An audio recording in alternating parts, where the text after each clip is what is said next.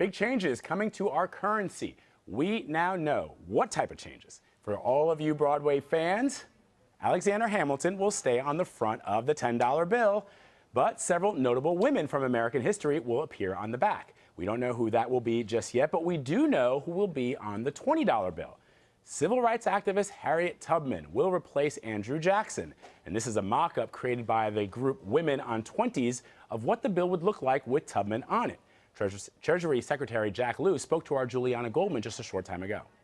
How surprised were you that this turned out to be more controversial than you initially anticipated? Well, I wasn't surprised, because whenever you have to make choices, you don't have the ability to do everything that's a good idea, and people have a lot of good ideas. I think when we listened, there was a clear drift that the $20 bill has a special meaning because people, when they go to the money machine and they get 4 or 5 or 10 20s, that's what's in their pocket.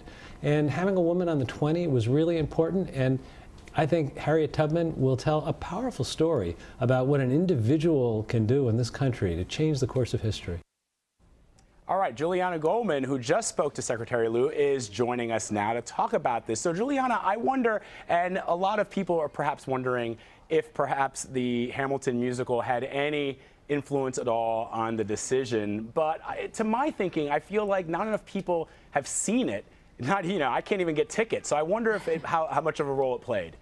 Well, I mean, Vlad, I think that's a good point to make here, in that some of the hype around Hamilton being the deciding factor in the currency redesign is really overblown. And I asked Lew about that, and he certainly pushed back on it. I mean, you also had people like the former Fed chairman Ben Bernanke saying that Hamilton shouldn't be removed from the $10 bill and that we should be focusing on the $20 bill instead. Now, it's worth noting, though, that all along, even when Lew announced this originally last June, he was never saying that Hamilton was going to get the boot. His original idea was to choose a woman who'd be joining Hamilton on the $10 bill, and so we've been waiting for him to announce what that was exactly going to look like. And then, as you heard him say just there in that interview, things changed, and he decided to go bigger. That it wasn't just going to be focusing on the $10 bill. He moved to the 20 and also to the 5. And so we do know what those now are going to look like. We know what the concepts of them are.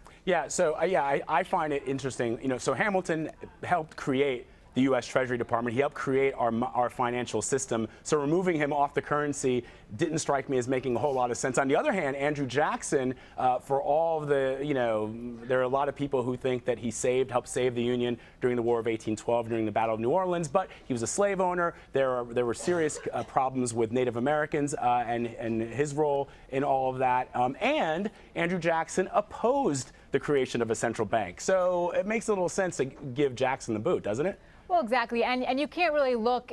You can't look around the Treasury Department and not see images of Alexander Hamilton. So again, Hamilton was never going to get the boot. Now, we do want to note that Jackson isn't exactly getting the boot, but he's going to the back of the bill. The back of the $20 bill is still going to have an image of Andrew Jackson and an image of the White House, while Harriet Tubman will be the face of that currency. That is really fascinating that they would have somebody like Harriet Tubman, who clearly a civil rights leader, activist, abolitionist, Union spy, who led some 50, 60, 70 slaves to freedom on the Underground Railroad, is going to share the currency with Andrew Jackson, who of course was a president of the United States but also owned slaves. So that's kind of fascinating.